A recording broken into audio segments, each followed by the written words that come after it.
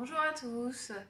Donc il va être l'heure du goûter et dans ces moments-là, il y a une recette que j'affectionne particulièrement, c'est le brownie au chocolat. C'est un dessert excellent et très très simple à réaliser. Vraiment, il faut des ingrédients de base. Le brownie, c'est toujours très très bon. Donc j'ai mis 180 g de chocolat avec 180 g de beurre dans mon pichet micro-cook, donc dans ma casserole de micro-ondes. Je vais faire fondre l'ensemble 2 minutes à 600 watts. Donc nous fermons le couvercle en position fermée et c'est parti pour 2 minutes à 600 watts. Donc voilà, les 2 minutes sont écoulées. Voilà la préparation. Donc vous voyez que le beurre il est fondu, ainsi que le chocolat. Il reste peut-être quelques morceaux, donc on va juste mélanger le tout jusqu'à avoir une préparation homogène.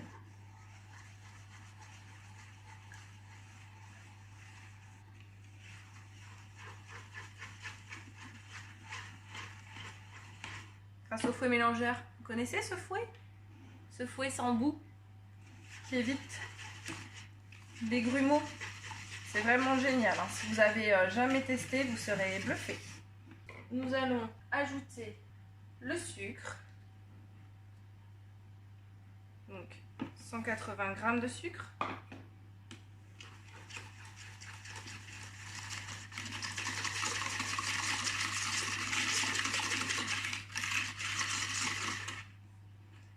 Nous allons ajouter les œufs un par un. Alors l'avantage de cette recette, vous voyez, c'est qu'on n'utilise que le pichet en contenant. Donc en termes de vaisselle, on ne va pas avoir grand chose. Hop, bien à un. Premier.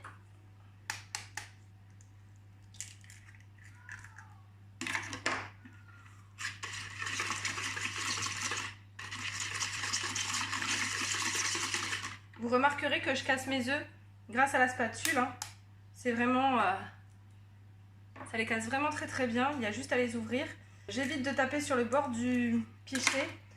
C'est une matière qui, à force du temps, si on tapait sur le côté, ça pourrait fissurer.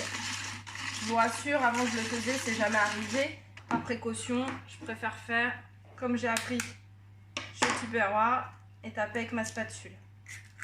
Voilà, le dernier œuf est ajouté.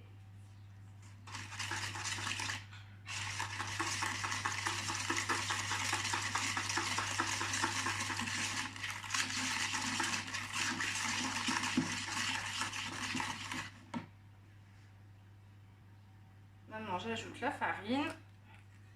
Donc là, j'ai 80 g.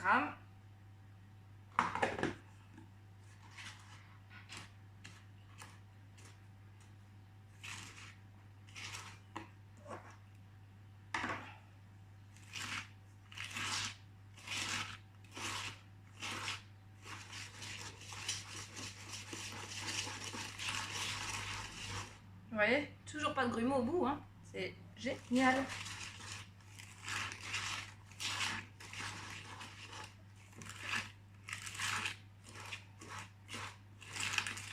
Voilà, la préparation pour mon gâteau est terminée. J'ai préparé 50 g d'amandes et de noisettes mélangées. Je vais juste les émincer grossièrement. Donc on tire bien la ficelle à l'horizontale.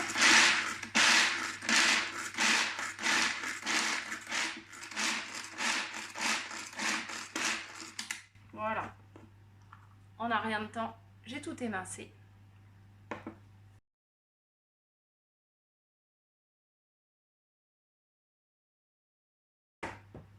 Et là, je vais juste verser la préparation.